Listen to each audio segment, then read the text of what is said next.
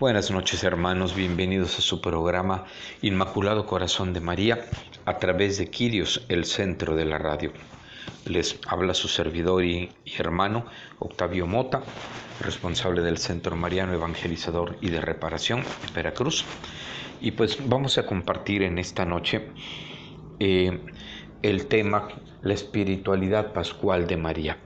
Estamos ya en la Semana Santa y vamos precisamente a meditar cómo vivir esta Semana Santa con María, y María cómo vivió a lo largo de toda su vida esta espiritualidad pascual, porque la Semana Santa es el recuerdo, la celebración de la Pascua del Señor, es el memorial, la celebración de la pasión, muerte y resurrección del Señor. Pero ese acontecimiento salvífico no solamente Jesús lo vivió en estos 3 días de su pasión, sino que Él nos salvó, nos redimió, nos liberó, nos dio una nueva vida con todos los actos de su vida, desde su encarnación en el seno purísimo de María hasta su subida al cielo. Todos son actos liberadores, y de manera especial el misterio pascual, que son los 3 días de la Pascua, a partir del jueves en la noche, viernes, sábado y domingo en la madrugada.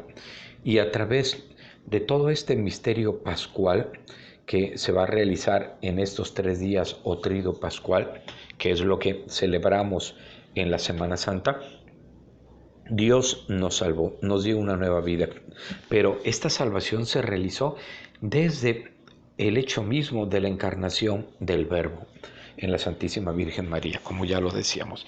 Y la Santísima Virgen estuvo ligada a todos estos acontecimientos como nadie más, precisamente desde la encarnación del Verbo, que se da por el sí de María, según el Padre lo había dispuesto, hasta su ascensión a los cielos y el envío del Espíritu Santo. María estuvo íntimamente presente, fue cooperadora en todos estos hechos salvíficos, y por eso podemos hablar de una espiritualidad pascual de María. Entonces, hermanos, vamos a meditar ahorita primero en la espiritualidad pascual en general de María como mujer ligada al misterio salvífico de Cristo, como la llama la Iglesia, cooperadora de la redención. La Iglesia no le llama corredentora. Algunos quieren que María sea proclamada corredentora. Sin embargo, este término tal parece que causa más problema que lo que ayuda a valorar el papel de María, porque el término de corredentor como que hace pensar o suena como si María estuviera al mismo nivel de Cristo en la redención, y no es así. Solamente hay un Redentor, que es Cristo. Solamente hay un Salvador, que es Cristo. Uno solo es el mediador entre Dios y los hombres, Jesucristo. Ya lo dice San Pablo a Timoteo en su primera carta, en el capítulo 2, versos 4 y 5. María coopera con la redención. Creo que es más preciso, más adecuado, se entiende mejor el término que la Iglesia ha usado para referirse a María como cooperadora de la redención. Así la llamó Pablo VI, le llamó el Papa San Juan Pablo II, por el lugar tan estrecho, tan íntimo, tan importante que tuvo María y que tiene para la redención de el género humano y para la salvación de todos nosotros, todos los que somos hijos de Dios, que hemos sido llamados a vivir como parte del cuerpo de Cristo por el Espíritu Santo. Entonces, María tiene un papel importantísimo como cooperadora de la redención, y ella misma vivió junto con su hijo, obviamente, porque ¿qué cosa le pasa a un hijo que no lo sienta su madre? Vivió el misterio pascual de su hijo, pero como decía yo, no solamente durante esos 3 días, sino desde su concepción, desde el anuncio del ángel. María empieza a vivir este misterio redentor del Hijo, cooperando de una manera especialísima, singularísima, para nuestra salvación. Pero yo creo que la Iglesia ha sido sabia al no dar ese título de corredentora, porque no se entiende correctamente y es más la confusión que llega a existir que la propagación del amor y devoción a nuestra Madre Santísima, el, el usar ese término. Creo que su papel es de cooperación y así es como la Iglesia lo ha enunciado y es correcto. Sin embargo, ella tiene un papel singularísimo para nuestra salvación, en nuestra redención y hoy para nosotros durante el tiempo de la Iglesia, estos 20 siglos de la Iglesia. Ella ha sido un instrumento para llevarnos a Cristo y no deja de orar por todos sus hijos que espiritualmente le fuimos dados al pie de la cruz, pidiendo el Espíritu Santo para que se derrame sobre nosotros y nos lleve el Espíritu a conocer a Cristo, proclamarlo como Señor, vivir de acuerdo a sus mandamientos, el Evangelio, la vida nueva que nos vino a traer y volvernos también discípulos y misioneros de Cristo, como lo es ella y como estamos todos llamados a ser en la Iglesia. Bueno, pues vamos a dar inicio, hermanos, a esta reflexión sobre la espiritualidad pascual de María, vivirla como ella, vivir cooperando también en la obra de la redención de Cristo, cada uno de acuerdo a nuestra condición y circunstancia, y también cómo vivir la Semana Santa con ella que es la mujer pascual, la mujer que vivió el misterio pascual más íntimamente, más profundamente, más cerca de Cristo que ninguna otra criatura. Bueno, pues empecemos a comentar, hermanos, al respecto.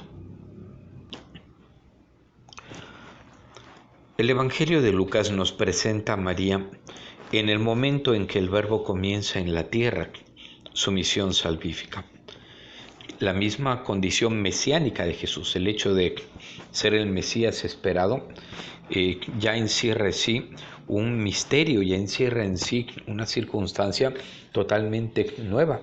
Es por lo tanto natural que María en algunos momentos no consiguiera entender algunas cosas y miraba todo como de una manera expectante y lo guardaba en su corazón, como lo dice Lucas 2:50. Y en virtud de la actitud pública adoptada por Jesús, como cuando va ella y sus hermanos a visitarle a Jesús, y que dice Jesús, ¿quiénes son mi madre y mis hermanos? Son los que escuchan la palabra de Dios y la ponen en práctica. Todo ese tipo de cosas, de alguna manera, no dejaban o cuestionaban a María o la hacían meditar en su corazón sobre su papel de madre, porque es una cosa muy difícil para una madre dejar de ser madre. Es una cosa muy difícil para una madre que le quiten a su hijo. En la experiencia de la maternidad humana, tal parece, y lo digo así porque yo no soy madre, obviamente, pero tal parece que esta experiencia de la maternidad divina, de la maternidad divina, sí, de María, solamente la podrán entender bien las mujeres. Y los hombres podremos entenderla en cuanto el Espíritu Santo nos quiera iluminar para ello. Porque solamente una madre sabe lo que se siente que le quiten a un hijo.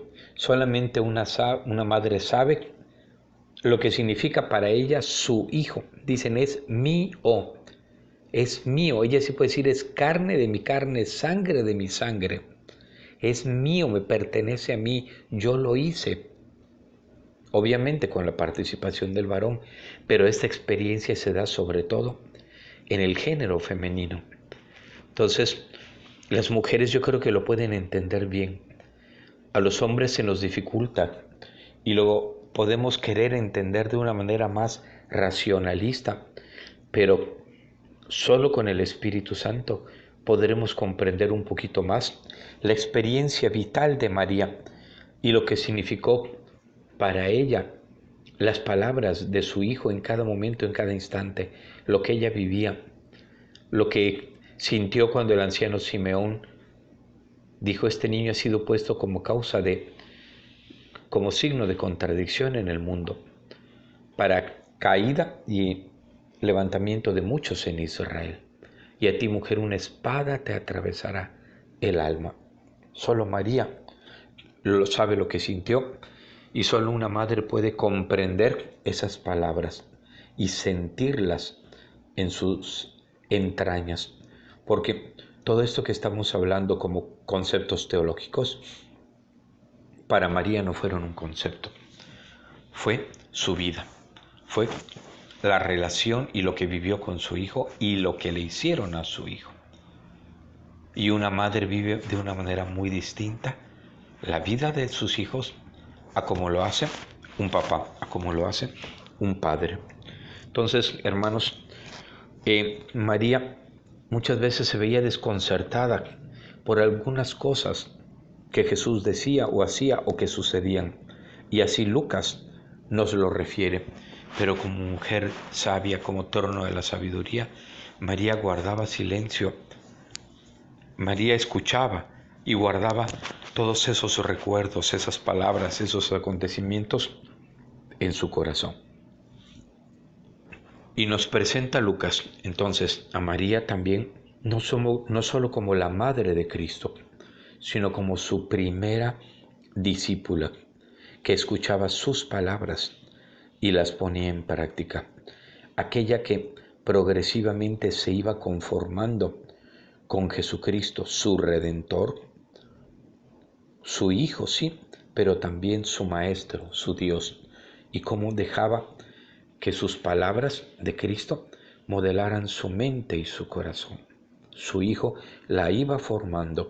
Entonces, en Lucas aparece como la verdadera madre de Cristo, que vive como una verdadera madre, pero también como una verdadera discípula.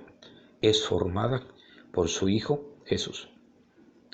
En el Evangelio de Juan, la presencia de María se nos manifiesta en otro aspecto. Si bien es la madre del Señor, pero aparece más que nada ella unida a Cristo, totalmente empeñada en la obra de Cristo. María aparece como su madre, pero que participa muy especialmente cooperando en la obra de la redención. Y así es que María, por su petición, apura a su hijo a que inicie su misión pública con el milagro en las bodas de Caná, en el capítulo 2 de Juan. Ante la petición de María, Cristo accede y adelanta su hora. Y María pasa de esa unión con Cristo su Hijo a la profunda unión con el cuerpo místico de Cristo, que es la Iglesia, que son los discípulos. Como madre de todos ellos al pie de la cruz, en el Evangelio de Juan, en el capítulo 19, María nos es presentada como no solamente madre de Cristo, sino madre de todos los discípulos en el Evangelio de Juan, al final, al pie de la cruz. Entonces podemos decir que tanto Juan como Lucas nos presentan, aunque de maneras diversas, una espiritualidad de María dentro del misterio pascual. María es la persona que estuvo más ligada al misterio pascual, ya sea como madre y como discípula, o ya sea como madre, como cooperadora, como intercesora y como madre del cuerpo místico de Cristo, o sea, de todos los discípulos de su Hijo. Y todo esto lo realiza por acción del Espíritu Santo, por gracia del Espíritu Santo, por don de Dios, porque como criatura ella también tuvo necesidad de ser redimida, pero fue redimida de un modo eximio, de una manera inigualable, desde su concepción, evitándole Dios el pecado original y llenándola de gracia, María tiene la plenitud de gracia, de tal modo que pudiera participar en la obra de Cristo de una manera muy cercana, cooperando con Él como madre, como discípula, como intercesora y como madre de todos los creyentes. María, pues, participó de diversos modos en la obra redentora de Cristo. Participó de diversas maneras en su misterio pascual, ya sea con su vida, con su virginidad, con su preparación, con su oración, con su fe, preparando la encarnación del Verbo. Lo mismo con su intercesión en las bodas de Caná, o también de alguna manera siendo profeta del reino, al estar unida a su Hijo, al escuchar su palabra y ponerla en práctica, al proclamar el Magnificat, al visitar a su prima Santa Isabel. De todas esas maneras, María fue también profetisa, María también fue la primera propagadora del reino de su Hijo Jesús. María tuvo una experiencia pascual en todos los momentos y aspectos de su vida, y de muchas maneras participó de la Pascua de su Hijo, de su misión pascual, de la cual es totalmente dependiente, porque la espiritualidad pascual de María no es autónoma, sino es puro reflejo de la espiritualidad pascual de Cristo, de la vida misma de nuestro Redentor. Y al hacerse enteramente disponible a la gracia pascual de su Hijo, mostró que aspiraba de modo profundo a vivir para la santificación de todas las almas, para la salvación de todas las almas, como Jesús, y en Jesús vivió en servicio de holocausto por todos nosotros. Así nos lo comenta la Iglesia en el Vaticano II, en el número 60 de la Lumen Gentium. María se une al ofrecimiento de Cristo por nuestra salvación. Pero no solamente fue de vivir esta dimensión de una manera espiritual, sino que realmente María vivió su propio calvario, María vivió su propia cruz, su propia muerte, ante la profecía del anciano Simeón, Lucas 2:35, donde dice: y una espada te atravesará el alma. La Santísima Virgen vivió la muerte, una muerte desgarradora al escuchar esa profecía. Y eso te lo podrá decir una mamá, como cuando le dicen que su hijo está enfermo de una enfermedad mortal, que su hijo va a morir. Una hermana se le desgarra, a una mujer, a una madre se le desgarra el alma, muere realmente con su hijo. Sucede así como con el infarto. Cuando una persona le da un infarto, dicen que se muere una parte de su corazón. Dicen los médicos, queda ese tejido ya muerto, ya no sirve, ya no funciona.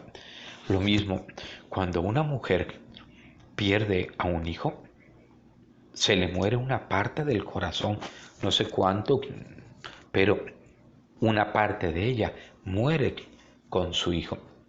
O cuando recibe el aviso de que el hijo está enfermo de una enfermedad mortal, que va a morir, ya lo empieza a vivir de una manera anticipada. Así le pasó a la Santísima Virgen María. Y ella vivió eso en distintos momentos, desde que el anciano Simeón se lo dice, que ella va y lo ofrece en el templo. Ella sabía que se lo estaba ofreciendo a Dios para cumplir su misión de Mesías. Y acuérdense que existen los anuncios proféticos del Antiguo Testamento, donde se hablaba que el Mesías iba a padecer y todo lo que iba a vivir. Por ejemplo, encontramos el llamado tercer cántico del servidor, que va de Isaías 52:13 a Isaías 53:12, donde se habla todo lo que iba a sufrir el siervo de Yahvé, todo lo que iba a sufrir el Mesías. Y María, como parte del pueblo judío, sabía lo que estaba escrito del Mesías, sabía lo que decían de él los salmos, como el Salmo 22 y otros salmos que hablaban del sufrimiento que iba a tener el Mesías. Entonces María fue viviendo poco a poco ese morir ese ofrecerse en holocausto a Dios junto con su Hijo, por medio de su Hijo, con su Hijo y a causa de su Hijo en muchas ocasiones. Así como cuando lo ofrece, pero también como cuando Jesús, adolescente, hace su primer acto de independencia y le dice a su padre y a su madre en Lucas 2:41, ¿no saben que tengo que estar donde mi padre? O sea, haciendo las cosas de mi padre. ¿Qué habrá sentido María? Habrá sentido que se le desgarraba nuevamente el corazón al recordar: este hijo no es mío, este hijo es hijo del Padre, y este hijo mío trae una misión. Esta misión es dar la vida por muchos, dar la vida por el género humano. Y María lo sabía. María fue escogida para ayudar humanamente a sostener al Hijo y ofrecer como parte del género humano, en nombre del género humano, su corazón, su sufrimiento.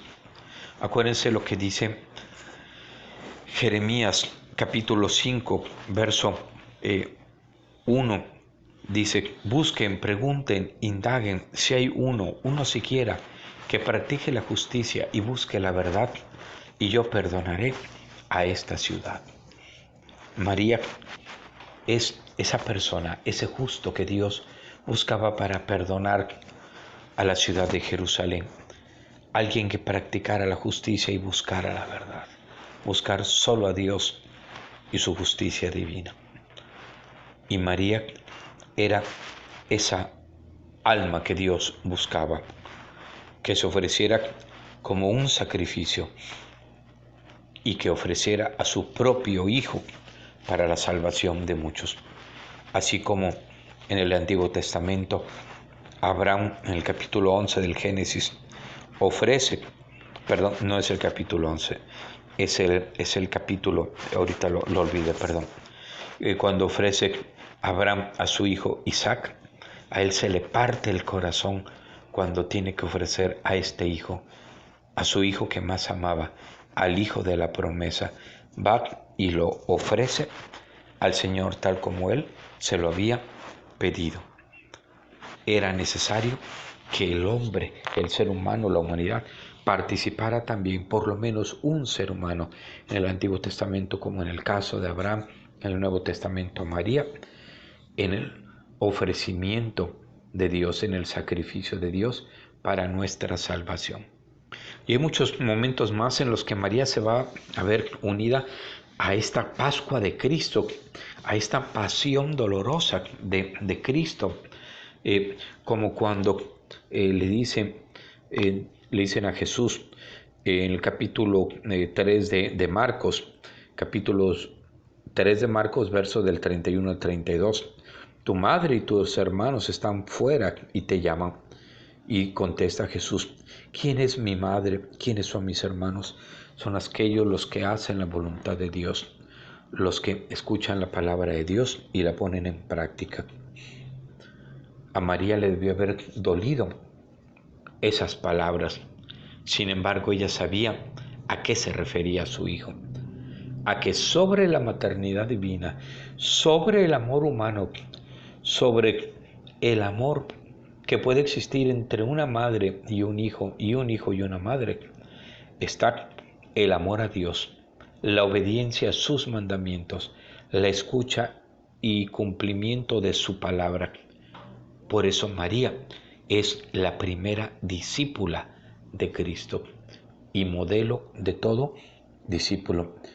Y como discípulo, María tomó su cruz y la cargó, que fue el tener que verse muchas veces postergada, no ser valorada como madre, no porque su hijo no la quisiera, sino a los ojos de los demás, que veían que su hijo no la ponía en el primer lugar, aunque la amaba con todo su corazón, que su hijo quizá no la exaltaba, aunque ella estaba exaltada ya en los cielos, solo por debajo de él, arriba de todos los santos, por la misión tan grande que estaba cumpliendo, desarrollando y viviendo ya, acompañando a Cristo en su misterio pascual. Así como Cristo fue rechazado, María también fue rechazada. Así como Cristo fue martirizado, María también fue martirizada. Ella murió en la cruz con Cristo, espiritualmente hablando.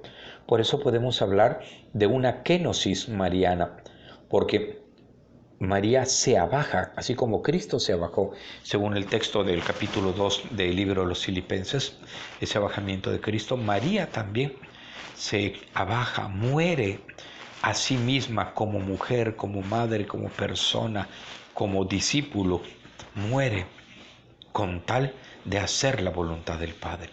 Nadie vivió como María el misterio pascual, nadie cooperó tan grandemente como María a la realización del misterio pascual de Cristo. Por eso podemos hablar que María vivió una espiritualidad pascual y que nos invita a nosotros, como cristianos y como hijos de ella, a vivir de la misma manera la espiritualidad de el abajamiento, la obediencia, la cruz. Es necesario pasar por la muerte para llegar a la resurrección. Y lo mismo la iglesia tiene que vivir eso. Dice el catecismo en el número 677, que así como su maestro, la iglesia debe pasar en los últimos tiempos por la muerte para poder llegar a la resurrección. Que la iglesia tiene que unirse a su maestro y ser perseguida, morir. Y puede ser que parezca que va a desaparecer, pero no, la iglesia nunca va a desaparecer. Los poderes del infierno no prevalecerán sobre ella, porque la iglesia es el cuerpo místico de Cristo.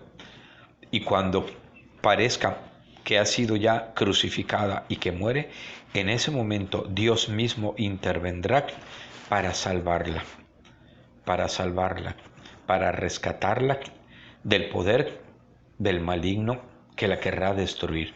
Todo eso lo dice el Catecismo de la Iglesia en el número 677. Del número 675 al 677 nos habla de lo que sucederá en los últimos tiempos.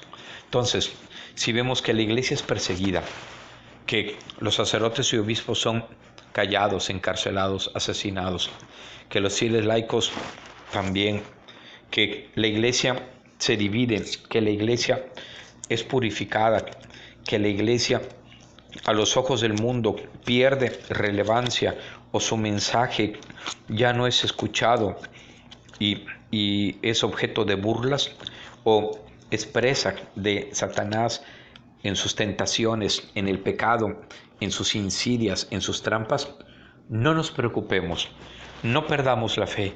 La iglesia nunca será derrotada. Los poderes del infierno no prevalecerán sobre de ella, dice Mateo en el capítulo 16. Pero sí tiene que sufrir lo mismo que su maestro, ser martirizada, ser crucificada, morir para poder resucitar, lavarse con la sangre de los mártires, con la sangre de los que han sido purificados, de los que vienen de la gran tribulación, para poder resplandecer pura, bella y hermosa, con esas túnicas blancas y palmas en las manos, ante Cristo y reinar con Él, junto con el Cordero, por siempre. Y Dios mismo salvará a su iglesia. Y todo eso nos lo explica el Catecismo del número 675 al 677. Ojalá podamos leerlo. Ahí habla de lo que sucederá en los últimos tiempos.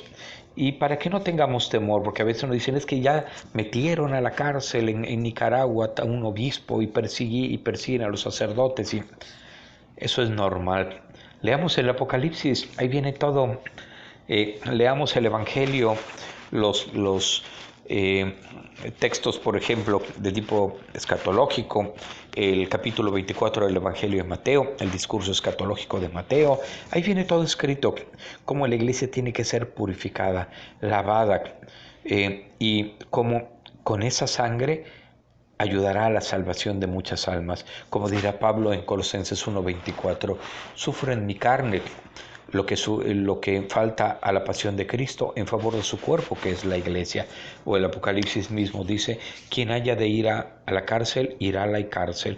Quien haya de morir a espada, morirá a espada. Dios ya todo lo tiene establecido. El mismo Jesús dice a sus apóstoles, cuando los lleven ante los tribunales, no se preocupen preparando su juicio, porque se les inspirará lo que tienen que decir en ese momento. Entonces, hermanos, María sabía que tenía que padecer, estar unida a la Pascua de Cristo, morir con Él para poder resucitar con Él. Lo mismo que la iglesia tiene que morir con su Señor para poder resucitar con Él, la iglesia y cada uno de nosotros. La iglesia, pues, desde antiguo ha tenido la devoción a la Madre bajo el misterio de la Dolorosa, Nuestra Señora de los Dolores, que se celebra el 15 de septiembre, su fiesta, y así como está el Vía Crucis, se encuentra también el Vía Matris, que es acompañar a María en esa vía dolorosa que ella vivió junto con la vía dolorosa de su hijo, o porque su hijo iba en la vía dolorosa. Es lo que se conoce como el Vía Matris, el misterio de los dolores de nuestra Madre Santísima. Y se habla de los 7 dolores de María.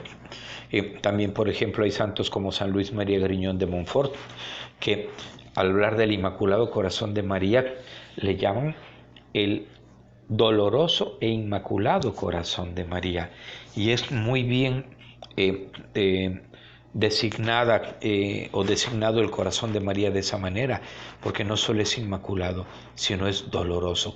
El doloroso e inmaculado corazón de María, porque fue un corazón purísimo, castísimo, sin mancha de pecado, pero también lleno de dolor, unido al misterio pascual del Cristo, y gracias al cual también nosotros pudimos ser salvados. O sea, gracias a la redención de Cristo, pero que estuvo ligada y María cooperó de una manera activa, de acuerdo al plan de Dios, en este misterio de redención de Cristo.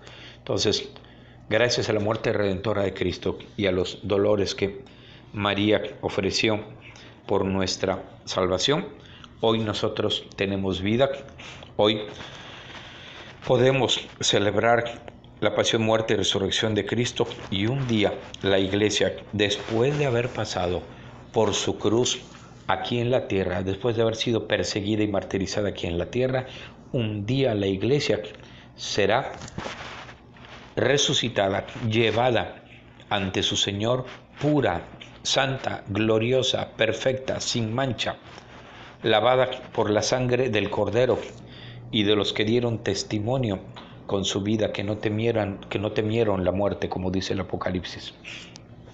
Y viviremos todos felices con Dios.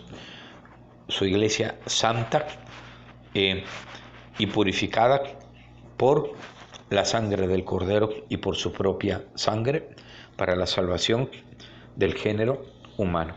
Entonces, vemos cómo María vivió una espiritualidad pascual, y cada uno de los bautizados y la iglesia en conjunto debe vivir también la espiritualidad pascual, o sea, de la pasión, muerte y resurrección de Cristo. Pero primero es la pasión y muerte, luego viene la resurrección.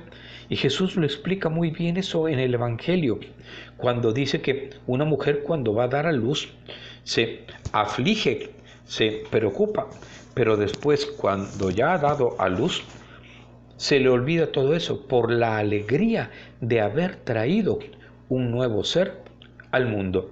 Jesús explica ese misterio. Todos tenemos que vivir una espiritualidad pascual. Todos tenemos que pasar por la Pascua de Cristo, o sea, por su pasión, por su muerte y por su resurrección. Todos, absolutamente todos. Y la Santísima Virgen vivió también con su Hijo esto. Vivió desde pequeño su vida con Él, los dolores con Él, sus alegrías con Él. Luego, cuando grande, sus rechazos, la alegría de quienes sí le escuchaban, la alegría de sus milagros, pero también el dolor de sus críticas, de las persecuciones que le hacían, de todo lo que le ofendían, de los que no le creían, de los que le daban la espalda. Y luego vivió con Él todos los acontecimientos de Getsemaní, el dolor en durante toda su pasión, la flagelación, la coronación de espinas, las burlas, todas las ofensas, los golpes, la flagelación, luego el camino hacia el Calvario llevando la cruz, las caídas que tuvo, su crucifixión, cómo le habrá dolido a María cada vez que oía el golpe del martillo dando contra los clavos. Debió haberse desgarrado su corazón, muerto en vida 100,000 veces en esos 2 días ante los sufrimientos de Cristo. A partir de ese día, del jueves al viernes, debió haber muerto 1,010,000 veces María ante cada golpe que le daban, cada insulto, cada clavo que le metían, cada ofensa que le hacían, cada blasfemia que lanzaban contra él. Y sin embargo, María se mantuvo firme, y a la hora de resucitar Cristo, se le debió haber manifestado a María, no a María Magdalena, que nos dice la Escritura en el Evangelio de Juan, sino a María su madre. Se le debió haber manifestado de manera personal, ya resucitado. María es la mujer pascual por excelencia, porque vivió en carne propia la pasión, muerte y resurrección de su Hijo, más que ningún otro ser humano sobre la tierra, por el solo hecho de haber sido su madre, además de por el hecho de haber sido escogida para ser cooperadora en este misterio y esa unión tan tremenda espiritual que Dios dispuso entre María y su Hijo para que ella fuera, junto con Cristo, una nueva Eva y uno para el nuevo Adán que venía a crear la nueva humanidad. Y así la llaman los padres de la Iglesia. A María, la nueva Eva, junto al nuevo Adán, que es Cristo. Y precisamente entre los padres de la Iglesia encontramos a San Agustín y encontramos a San León, que han afirmado que María concibió a Jesús antes en su espíritu que en su seno. Frase que recoge el Vaticano II en la Lumen Gentium en el número 64. O sea, María vivió la Pascua de Cristo, el misterio pascual, toda esta espiritualidad, antes que en su cuerpo, en su corazón. Desde el momento en que recibe el anuncio del ángel, ella sabía a lo que se estaba comprometiendo.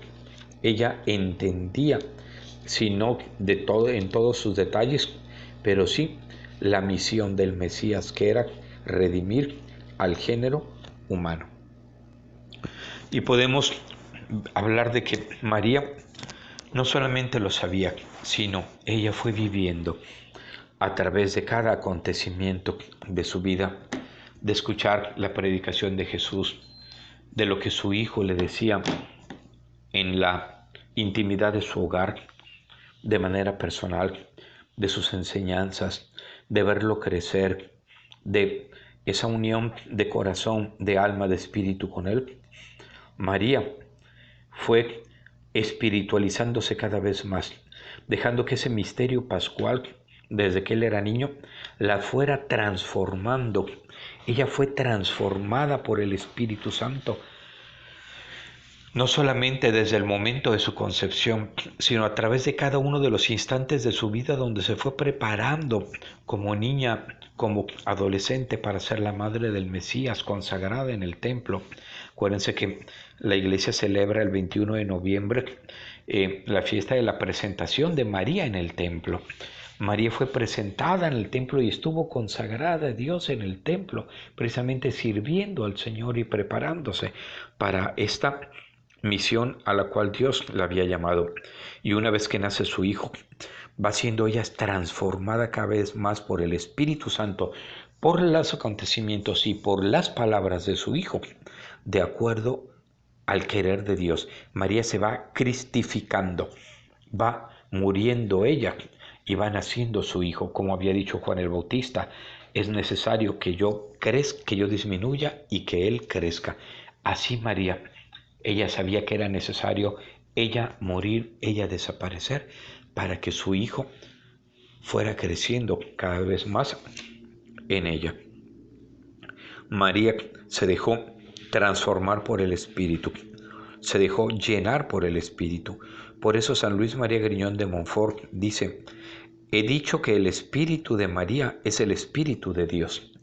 Ella, en efecto, no se dejó nunca conducir por su propio espíritu, sino siempre por el Espíritu de Dios, el cual se hizo su dueño hasta el punto de convertirse en el Espíritu mismo de María.